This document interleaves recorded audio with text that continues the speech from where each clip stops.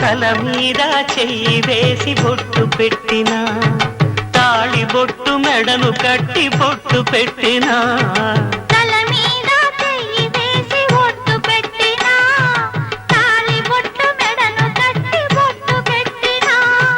సన్ని కళ్ళు తొక్కినా సప్తపదులు మెట్టినా, సన్ని కళ్ళు తొక్కినా సప్తపదులు మెట్టినా, మనసు మనసు కలపడమే